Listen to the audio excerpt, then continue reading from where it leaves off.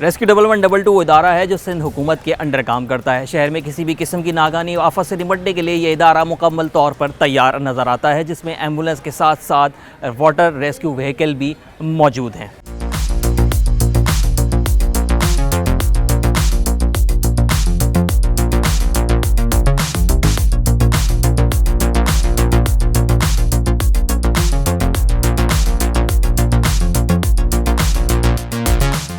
ये हमारा central command and control है सिंध इमरजेंसी सर्विस रेस्क्यू 1112 का, और इसमें इस वक्त तकरीबन 25 सिटिंग कैपेसिटी है।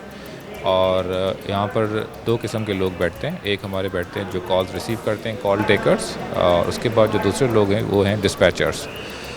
मोस्टली जो हमारे पास कॉल्स आ रही हैं इस वक्त वो ऑलमोस्ट कोई 11 से 12 हज़ार के करीब कॉल्स आती हैं पूरे प्रोविंस से।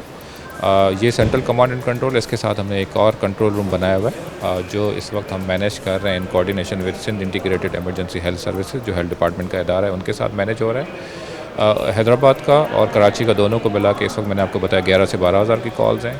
और इसमें जो हमें पास कॉल्स आती हैं, अभी आप देख भी रहे होंगे जो हमारे कॉल टेकर्स इंगेज हैं इसमें, जैसे ही कॉल आती है जो करीबी जिस किस्म की भी रेस्क्यू सर्विस उनको चाहिए होती है, क्योंकि मोस्टली हमारे पास 90% 85-90% कॉल्स एम्बुलेंस से रिलेटेड होती हैं, जिसमें पेशेंट शिफ्टिंग भी होती है, इमरजेंसी रेस्क्यू भी चाहिए होती है। उसमें जो नियर बाय एम्बुलेंसेज होते हैं उसको इंगेज किया जाता है। उसके साथ अगर खुदा न खास्ता कोई और सर्विस रिक्वायर्ड है, जैसे कहीं पर आग लग जाती है, कहीं ड्राउनिंग का केस है, तो उस सूरत में रेलेवेंट टीम को एंगेज किया जाता है। यहाँ से फ़ौरन से मैसेज यहाँ से डिस्पैच होता है। डिफरेंट मैकेनिज़्म हम लोग यूज़ कर रहे हैं यहाँ पर। हमारे पास पुश टू टॉक सर्विस भी है, हमारे पास वायरलेस सर्विस भी है। उनको एंगेज किया जाता है और वो फिर प्रॉपर्ली वहाँ पर रिस्पॉन्ड करते हैं। तो एमरजेंसी का इस वक्त जो रिस्पॉन्स टाइम है वो 8 से 12 मिनट का है, कहीं कहीं 15 मिनट पे जाता है, लेकिन स्टैंडर्ड टाइम 8 से 12 मिनट का यहाँ पर मेंटेन हो रहा है। इसी तरह से अगर हम फायर फाइटिंग का अगर हम देखें तो यहाँ पर जो गाड़ी है हमारी वो ऑलमोस्ट 2 मिनट के अंदर अंदर मैक्सिमम यहाँ से गाड़ी डिस्पैच हो जाती है और 20 से 25 मिनट में वो रिस्पॉन्ड करती है। इसी के साथ कराची मेट्रोपॉलिटन कॉरपोरेशन का भी यहाँ पर लोग बैठे हुए हैं और उनके जो नियर बाय स्टेशन होती है वहाँ से उनकी फायर ब्रिगेड जो है वहाँ से डिस्पैच होती है। तो वो कंप्लीट जो डिस्पैच मैकेनिज्म है, जो इसको हम कहें कि ये प्रॉपर्ली इंटीग्रेटेड यहाँ से सर्विसेज दी जा रही हैं, जिसमें KMC को भी हमने यहाँ पर इंटीग्रेट किया हुआ है, हमने फायर ब्रिगेड को भी इंटीग्रेट किया हुआ है, हेल्थ डिपार्टमेंट को भी इंटीग्रेट किया हुआ है, पुलिस सर्विस को भी हमने इंटीग्रेट किया हुआ है। तो जो रेलेवेंट इदारों हैं उनको भी जो है वो रेलेवेंट इन्फॉर्मेशन चली जाती है, जैसे वहाँ पर एक कंबाइंड रेस्पॉन्स की सूरत में हम लोग रेस्क्यू सर्विस प्रोवाइड करें। रेस्क्यू 1112 के तहत 224 एम्बुलेंसेज आवाम की खिदमत कर रही हैं, जिनमें पैरामेडिकल स्टाफ के साथ साथ वेंटिलेटर मशीन भी मौजूद है। Sindh integrated emergency health services health department के अंदर एक प्राइवेट इदारा है जो इस वक्त हमारी एम्बुलेंसेज को भी मैनेज कर रहा है। ये वो एम्बुलेंसेज जो ये फुली इक्विप्ड एम्बुलेंसेज हैं। 230 में से 70 एम्बुलेंसेज हमारी ऐसी हैं जो advance cardiac life support category ambulances हैं, जिसमें वेंटिलेटर्स भी नस्ब होते हैं। जो रिमेनिंग हमारी एम्बुलेंसेज है वो एडवांस लाइफ सपोर्ट एम्बुलेंसेज हैं, जिसमें प्रॉपर्ली जो पेशेंट मॉनिटर्स होते हैं, उसमें हमारे पास डिफिब्रिलेटर्स होते हैं। जिस किस्म की भी वहाँ पर नीड होती है जिस एमरजेंसी की, तो वो हमने इसमें इक्विपमेंट, क्योंकि वो एक स्टैंडर्ड लिस्ट होती है जिस एम्बुलेंसेज की, वो हमने इसमें प्रोवाइड किए हुए हैं कि जब पेशेंट को शिफ्ट किया जाए, क्योंकि आपको पता है सबसे ज़्यादा क्रिटिकल टाइम होता है शिफ्टिंग के टाइम पीरियड पे, और प्रॉपर्ली अगर इक्विप नहीं है और प्रॉपर्ली ट्रेंड स्टाफ नहीं है तो उसमें हमेशा जान से जाने का ख़तरा रहता है। तो इसी वजह से इस एम्बुलेंस को इस तरह से डिज़ाइन किया गया है कि इसमें हम स्टैंडर्ड के हिसाब से वहाँ पर सर्विसेज प्रोवाइड कर सकें। Ambulance is one of the component. इसके अलावा अगर हम बात करें तो हमने इस कम अरसे में ना सिर्फ रेस्क्यू सर्विस को इस्टेब्लिश किया इस प्रोविंस में गवर्नमेंट ऑफ सिंध की मदद से, बल्कि हमने यहाँ पर एक पूरा ट्रेनिंग की विंग भी इस्टेब्लिश की है। आपको पीछे हमारे मैनिकेंस नज़र आ रहे होंगे। हमने इस वक्त कोई 14 सेशंस हम लोग कर चुके हैं। 2 महीने हमें हो गए ट्रेनिंग्स करवाते हुए, जो मेनली हम लोग प्रिपेयर्डनेस पे काम कर रहे हैं और एडवांस लाइफ सपोर्ट की कैटेगरी में हम रहते हुए, और इसके अलावा जो बेसिक लाइफ सपोर्ट की ट्रेनिंग्स, और इसमें बेसिक हम फायर फाइटिंग की ट्रेनिंग्स ड्रिल्स हमने स्टार्ट किए हैं फायर फाइटिंग की। और तो ये प्रिपेयर्डनेस पे भी हमने काम स्टार्ट किया हुआ है, और इसमें भी हमारे पास पूरी एक विंग हमने इस्टेब्लिश की है जिसमें प्रॉपर्ली ट्रेंड हमारे पास स्टाफ है। ट्रेनिंग के साथ साथ इस वक्त हमने रिसेंटली जो स्कूल एंड कॉलेजेस हैं, जो प्राइवेट स्कूल एसोसिएशन के साथ हमने एमओयू भी साइन किए हैं, और इंशाल्लाह जैसे ही गर्मियों की छुट्टियां ख़त्म होंगी, समर वेकेशंस ख़त्म हो जाएंगी, तो इंशाल्लाह 18 अगस्त से लेकर हम स्कूल कॉलेजेस की भी जो ट्रेनिंग्स हैं वो हम प्लान कर रहे हैं, और बहुत जल्दी हम प्रिपेयर्डनेस पे स्कूल और कॉलेज के बच्चों को भी तैयार करेंगे कि खुदा ना खास्ता जब कोई एमरजेंसी होती है या कोई डिज़ास्टर सिचुएशन होती है तो उसमें उनको किस तरह से बिहेव करना है, किस तरह से सपोर्ट प्रोवाइड करनी है अपने करीबी लोगों को, और आपको 1122 नंबर कॉल करके किस तरह से सपोर्ट लेनी है हमसे। रेस्क्यू 1122 के दस्ते में वाटर रेस्क्यू की गाड़ी भी रखी गई है, जो सैलाबी सूरत हाल में शहरियों की जान बचाने में कारआमद साबित होती है। हमारी WRV है, जिसको हम वाटर रेस्क्यू व्हीकल कहते हैं। इसमें हमारे पास डिफरेंट कंपोनेंट्स होते हैं, अकॉर्डिंग टू सिचुएशन भी हम इसमें अपना सामान जो है रख सकते हैं। लेकिन इसमें जो बेसिकली सामान होता है वो फ्लडिंग के हवाले से होता है। अगर कोई ड्राउनिंग इमरजेंसी होती है और वो ड्राउनिंग इमरजेंसी किस नौयत की है वो पहले हम देखते हैं। आया कि मेन होल में कोई बच्चा गिरा हुआ है, या कोई समंदर में कोई डूबा हुआ है, या कोई और दरिया नाले में गिरा हुआ है, तो इसमें हमारे पास ये डिफरेंट कंपोनेंट होते हैं। हम इसको अकॉर्डिंग टू आवर रिक्वायरमेंट्स हम चेंज करते रहते हैं। ये हमारे पास इस वक्त आप देख सकते हैं, यहाँ पे हमारे पास फिक्स्ड हमारे पास जनरेटर है। कोई भी हम मशीनरी या सर्च लाइट अगर रात के टाइम हम लोग ऑपरेशंस कर रहे हैं तो हमें ये मल्टीपर्पज़ ये हमें जनरेटर काम आता है। उसके साथ साथ आप आगे आएंगे तो ये हमारे पास देखेंगे, हमारे पास लाइफ जैकेट्स हैं जो किसी भी रेस्क्यूअर के लिए उसकी सेफ्टी उसका फर्स्ट रिक्वायरमेंट है। तो रेस्क्यूअर हमारा खुद भी ये सेफ्टी जैकेट पहन के फिर ही उतरता है, काम करता है। हालांकि वो डाइवर होता है, उसको स्विमिंग आती है, फिर भी क्योंकि आपकी सेफ्टी आपकी पहली रिक्वायरमेंट होती है। तो ये जैकेट्स हैं हमारे पास, लाइफ जैकेट्स हैं, विक्टिम को पहना के हम लोग बाहर निकालते हैं।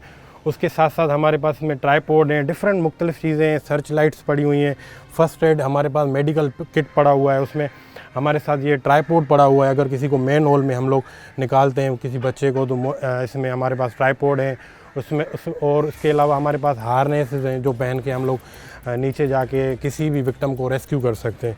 ठीक है, तो ये डिफरेंट ये यहाँ पे जब हम पीछे आएंगे तो इसके लास्ट कंपोनेंट में हमारे पास ये इन्फ्लेटेबल बोट है। कहीं भी अर्बन फ्लडिंग हो गई या कहीं भी ड्राउनिंग का केस हो गया तो अगर हमें नीड है इस पर रिक्वायरमेंट तो वो बोट निकाल के हम लोग यूज़ कर सकते हैं।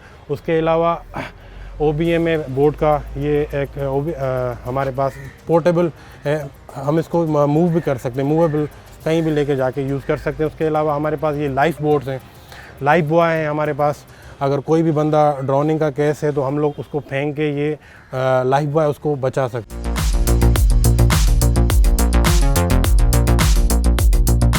रेस्क्यू 1122 में अर्बन सर्च एंड रेस्क्यू की टीम को भी शामिल किया गया है। उसके हवाले से मज़ीद तफसीलात जानते हैं कि अर्बन सर्च एंड रेस्क्यू की टीम काम किस तरीके से करती है और क्या इनकी ड्यूटीज़ होती हैं, सर मुझे बताइएगा। अर्बन सर्च एंड रेस्क्यू एक स्पेशलाइज्ड ऑपरेशन होता है जिसमें खुदा न खास्ता कोई बड़े स्ट्रक्चर्स जब गिर जाते हैं या कोई अर्थक्वेक आता है, जब बिल्डिंग्स गिरती हैं, बिल्डिंग कोलैप्स होती हैं, उसमें वो ऑपरेशन किया जाता है जो कोऑर्डिनेटेड एफर्ट्स के साथ हम ऑपरेशन करते हैं। ये हमने स्पेशलाइज्ड व्हीकल्स जो इस वक्त हमने बनवाई हैं, ये इसी पर्पस को देखते हुए बनवाई हैं, और इसमें हमें डिफरेंट किस्म का हमारा इक्विपमेंट साथ होता है जिसमें जो बेसिकली उस ऑपरेशन में हमें सपोर्ट करता है। उस टीम के साथ जो हमारी स्पेशलाइज्ड टीम है अर्बन सर्च एंड रेस्क्यू की, उसके साथ अर्बन सर्च एंड रेस्क्यू की ये जो व्हीकल है उसके साथ उसके जो स्पेशलाइज्ड इक्विपमेंट है ये सब साथ जाते हैं और वहाँ पर हम ऑपरेट करते हैं कि खुदा ना खास्ता कोई ट्रैप है या कोई विक्टिम ऐसा है जो अंदर फंस गया है तो बड़े स्ट्रक्चर्स को काट के निकालने में ये हमारे जो इक्विपमेंट है ये काम आते हैं। रिसेंटली अभी लाइफ लोकेटर्स भी लिए हुए हैं और उसमें खुदा न खास्ता 16 फीट के अंदर खुदा न खास्ता कोई ट्रैप होगा, कोई इंसान और कोई विक्टिम फंसा हुआ होगा तो हम उस इक्विपमेंट के ज़रिए में पता चल जाएगा कि यहाँ पर ये विक्टिम जो है नीचे ट्रैप है। तो उस सूरत में हमें सपोर्ट मिलती है क्योंकि आजकल क्योंकि एडवांस स्टेज आपको पता है कि पूरी दुनिया टेक्नोलॉजी के दौर में सबसे आगे, तो हमने भी कोशिश की कि रेस्क्यू 1122 में जो हम इक्विपमेंट परचेज़ करें वो एडवांस इक्विपमेंट परचेज़ करें और हम डिजिटली इस तरह का पता लगाया जाएगा खुदा न खास्ता कोई नीचे फंसा हुआ है तो उसमें उसकी जो डिटेक्शन है वो उस लाइफ लोकेटर के थ्रू होगी। सो इसके साथ हम थर्मल इमेजिंग कैमरास भी इस वक्त ले रहे हैं, इंशाल्लाह बहुत जल्दी वो भी प्रोक्योर हो जाएंगे। तो इन सारे इक्विपमेंट्स को लेने का मकसद ही यही है कि जल्द से जल्द जो ऑपरेशन या जो इंसिडेंट होता है उसको हम लोग कवर करें, उसमें हम अपनी सपोर्ट प्रोवाइड करें और वहाँ पर जो लोग ट्रैप हुए हैं उनको निकाल के हम प्रॉपर्ली सेफली वहाँ से शिफ्ट कराया जाए।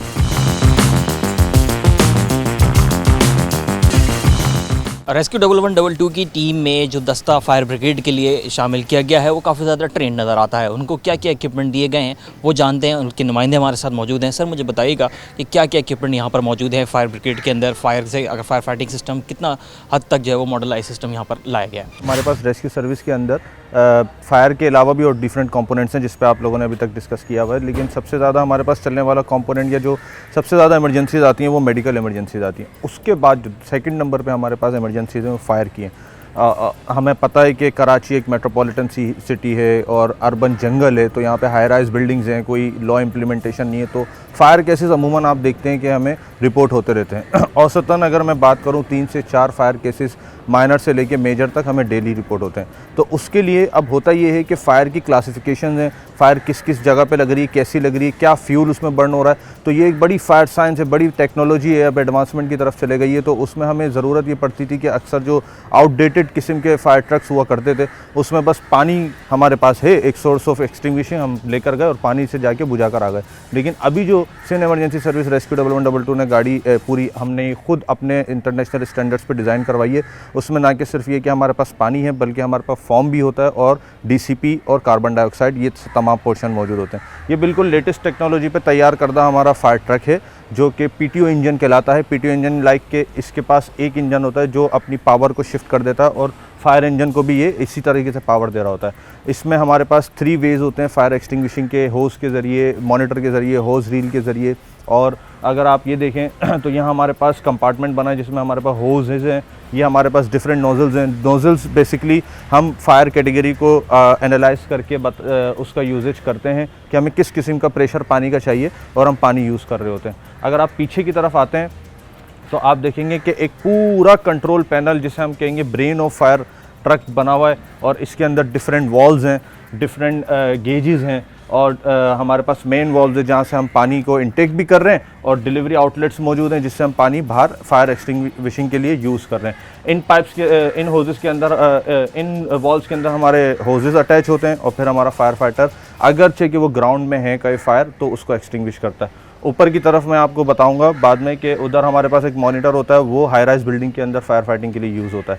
अगर ये सिस्टम जस्ट ऐसा सिस्टम है जो आपको एक रिवायती फायर ट्रक के अंदर मिलेगा, पुराना सिस्टम है, लेकिन इसके अंदर अगर हम बात करें आगे वाले पोर्शन में मैं आपको दिखाऊं तो हमारे पास इलेक्ट्रिक फायर है और इलेक्ट्रिक फायर के अलावा हमारे पास क्लासिफिकेशन है कि भाई ऑयल पे या पेट्रोल में कहीं आग लग जाए तो उसके लिए हमारे पास सिस्टम्स मौजूद होते हैं।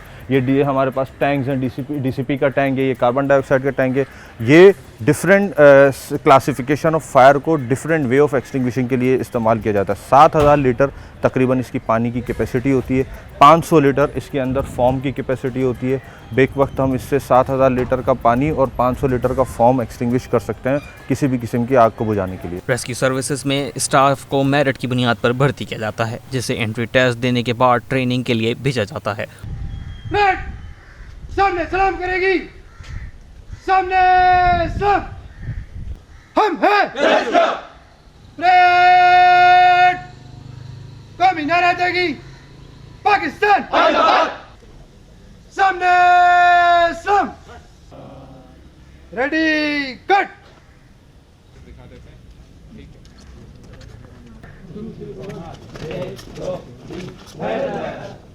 बेसिकली ये एक state of the art service है जो इंट्रोड्यूस हुई है सिंध में और इसका पॉइनियर्स जो है वो पंजाब है।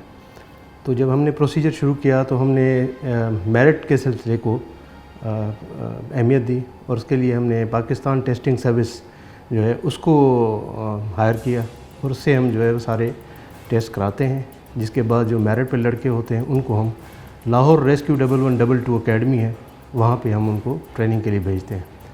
It's a very hard and tough training जो कि 6 महीने पे मुश्तमिल होती है।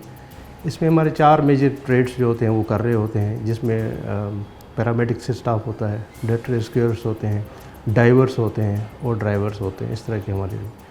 तो वहाँ पे जो है उन्होंने एक क्वालिटी मेंटेन की हुई है ट्रेनिंग की और उसके हिसाब से हम ये यूनिफॉर्म पर्सनस जो है वो ट्रेनिंग करके वापस जब आते हैं तो जो डिसिप्लिन रिक्वायर्ड होता है इनसे और जो सर्विस रिक्वायर्ड होती है वो इसको पूरा करते हैं।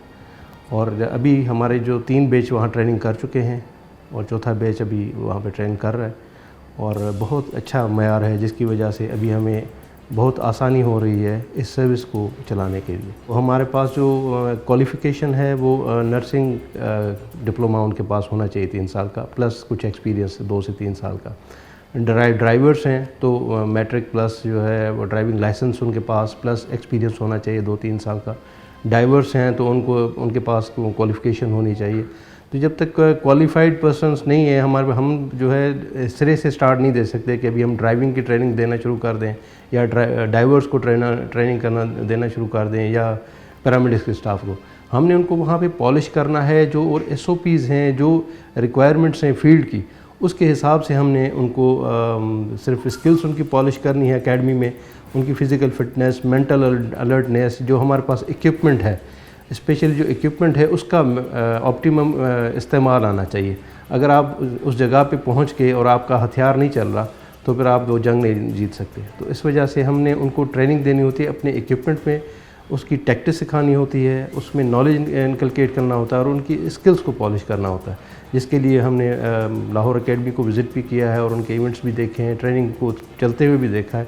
तो वी आर सेटिस्फाइड कि वो बहुत अच्छी ट्रेनिंग दे रहे हैं और हमारे पास जो स्टाफ आ रहा है वो वेल ट्रेंड होके आता है, जो कि हम सिर्फ फील्ड में उसको एम्प्लॉय कर लेते हैं।